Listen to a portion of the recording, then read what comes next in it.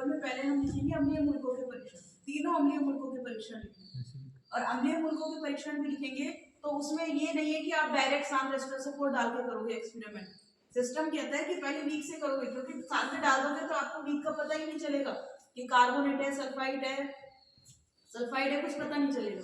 तो सिस्टम क्या कहता है कि पहले मिक्सचर लोगे प्लस डाइल्यूट एस्टरसोफोर। डाइल्यूट एस्टरसोफोर डालोगे तो आप देखोगे किसी तरह की कोई स्मेल तो नहीं आ रही, कोई दूधियापन तो नहीं आ रहा, ठीक है। तो उस बेस पे आप लिखोगे एक्सपेरिमेंट।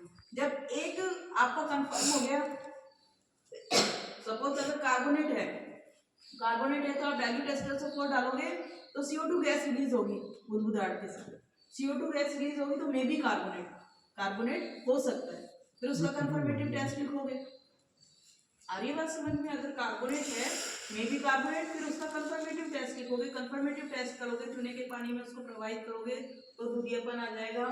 तो जब ये कंफर्म हो जाए पहला, उसके बाद सेकंड एसिडिक, क्षारीय नहीं लिखना, उसके बाद सेकंड एसिडिक, फिर दोबारा करके देखोगे। अगर डाइल्यूट से नहीं होना फिर आप कंसंट्रेट डालोगे। ठीक है, तरीका समझ में आ गया? क्लियर इतना? इस तरह से 3 अम्लीय मूलक करोगे। उसके बाद क्षारीय मूलक। क्षारीय मूलकों का भी आप लोगों को 12th तक अगर थोड़ा सा ध्यान से पढ़ा हो तो सिस्टम क्या कहता है कि आप 0 ग्रुप से स्टार्ट करोगे। उसमें 0 से कितने होते हैं? 7 ग्रुप तक होते हैं। अपने बेसिक रेडिकल 0 से स्टार्ट होकर 7 ग्रुप तक रहते हैं। नहीं, 7 तक नहीं रहते, 6 तक रहते हैं, सॉरी, 0 से 6 तक। तो उसमें भी स्टार्टिंग 0 ग्रुप से करोगे कि आप मिक्सचर ले रहे हो, उसमें NaOH डालोगे तो किसी तरह की कोई रिएक्शन है या नहीं है। अगर अमोनिया की स्मेल आ रही है तो may be ammonium ion 0 group present हो सकता है। ठीक है, इस तरह से सिस्टम से चलोगे तो आपको 3 बेसिक रेडिकल डिटेक्ट होंगे। इतना क्लियर? तो इस तरह आपको इनऑर्गेनिक का एसिडिक बेसिक रेडिकल वाला एक्सपेरिमेंट करना है। हो गया समझ में? आगे समझ में? पिछले रिकॉर्ड में 3 या 4 जितने भी दे रखे हो वो एसिडिक बेसिक रेडिकल आप कर लेंगे। अब इसमें बताओ इनऑर्गेनिक में किसी को कोई प्रॉब्लम? हो गया, समझ में आ गया? उसके बाद सेकंड चलते हैं हम ऑर्गेनिक में। ठीक है, ऑर्गेनिक में आपके 2 दे रखे हैं। एक तो है फंक्शनल ग्रुप डिटेक्शन, क्रियात्मक समूह का परीक्षण पढ़ के आए होंगे आप लोग 12th में, है ना? क्रियात्मक समूह का परीक्षण कैसे करते हो? क्या रिकॉर्ड में कैसे करोगे क्रियात्मक समूह का परीक्षण? ये तो ऑर्गेनिक हो गया। बताओ बच्चों कैसे करते हो?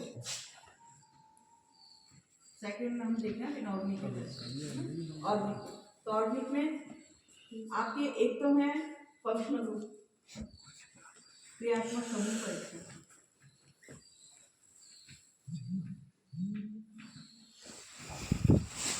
और दूसरे हैं बेटा इसमें मेल्टिंग पॉइंट डिटेक्ट करना, गलनांक ज्ञात करना, और फिर क्रिस्टलाइजेशन भी है शायद, calibration of thermometers and crystallization and sublimation.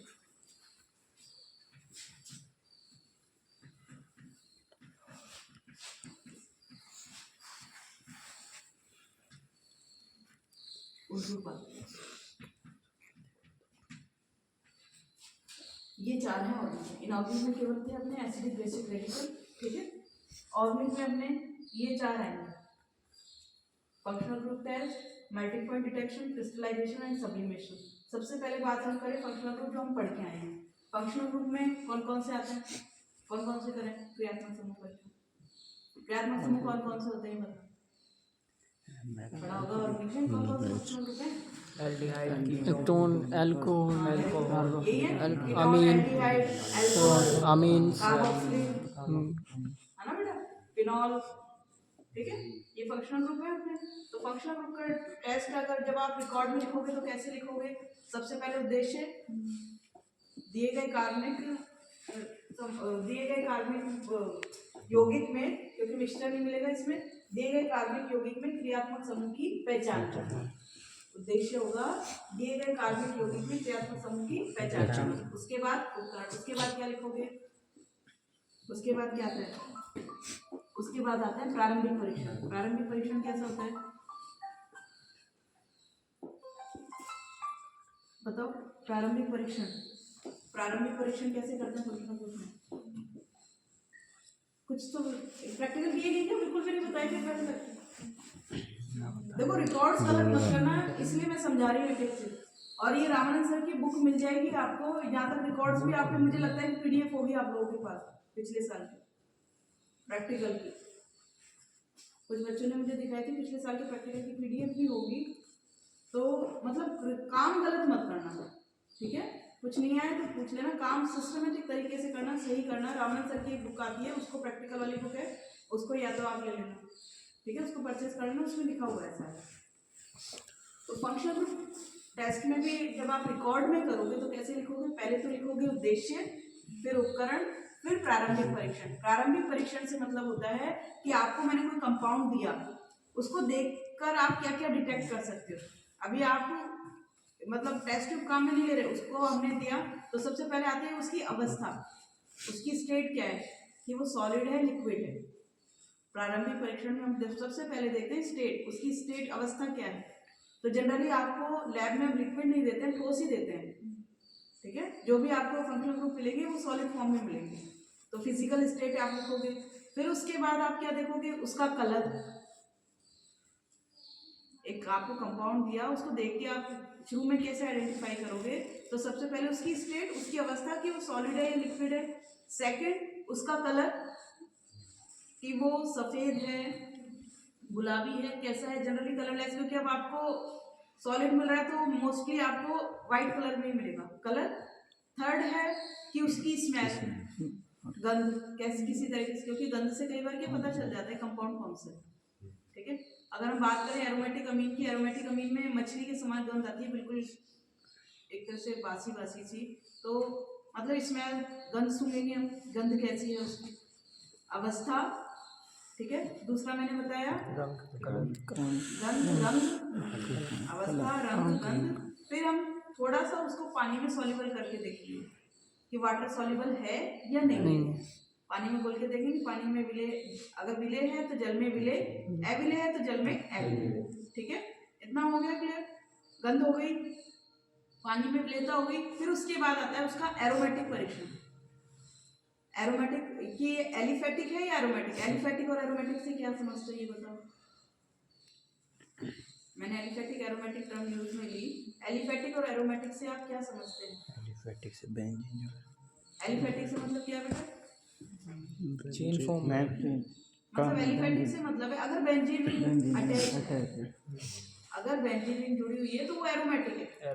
अगर बेंजीन रिंग नहीं है, हाइड्रोकार्बन चेन है, तो वो एलिफेटिक, ठीक है? जैसे मैं कह रही हूँ propanoic acid, it is aliphatic. अगर मैं अब कह रही हूँ benzoic acid, it is aromatic, ठीक है?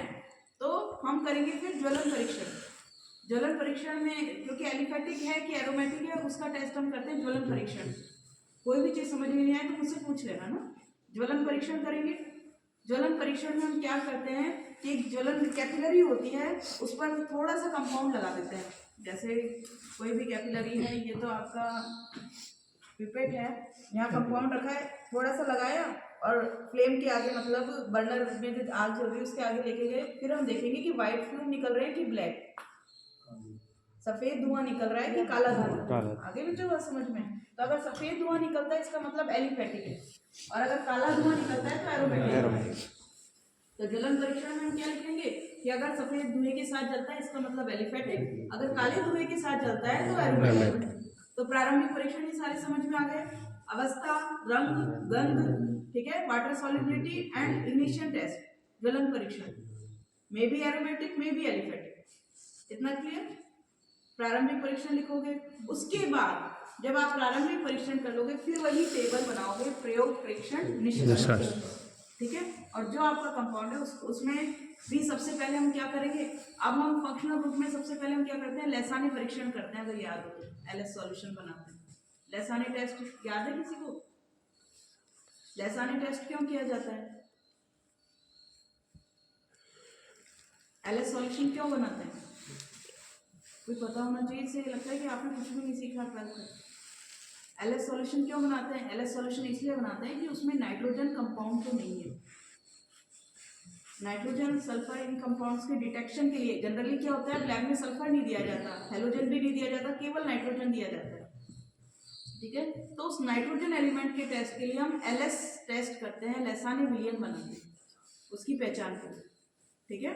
तो सबसे पहले जब आप प्रयोग परीक्षण निष्कर्ष लिखोगे तो पहले आप क्या बनाओगे, लैसाने विलियन, एलएस टेस्ट करोगे। यदि लैसाने विलियन बना के, लैसाने विलियन कैसे बनता है,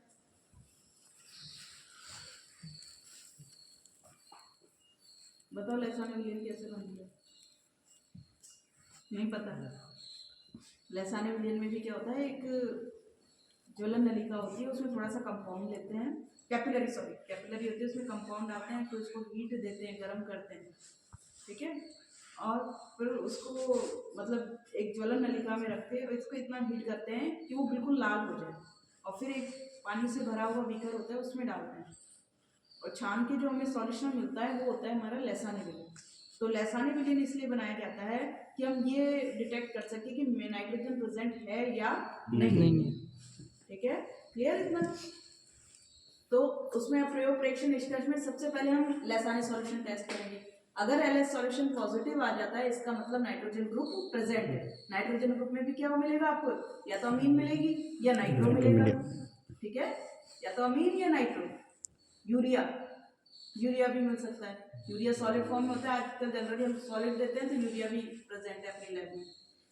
ये टेस्ट करोगे, उसके बाद अगर पॉजिटिव आता है तो अपन नाइट्रोजन ग्रुप वाले ही देखेंगे, और अगर नेगेटिव आता है फिर हम सबसे पहले क्या करेंगे, कार्बोक्सिल ग्रुप, जो भी आपका टेस्ट आएगा उसको हम लिखेंगे, ठीक है, और लास्ट में अपना रिजल्ट जब आप लिखो, अगर कार्बोक्सिलिक है तो हिंदी में लिखने के साथ साथ ब्रैकेट में पूरा उसका फॉर्मूला भी लिखना, जैसे CO2, ठीक है, ऐसे नहीं केवल कार्बोक्सिल समूह उपस्थित है, कार्बोक्सिल के साथ बगल में इस तरह से भी लिखना होगा साइड में, इतना क्लियर, ठीक है। ये हो गया क्रियात्मक समूह परीक्षण। दूसरा मेल्टिंग पॉइंट याद करना, मेल्टिंग पॉइंट आपको उसमें मिल जाएगा, मतलब जो आपकी बुक है प्रैक्टिकल बुक में भी मिल जाएगा, उसमें आपको क्या करना है, इसमें आपको प्रोसीजर लिखना है,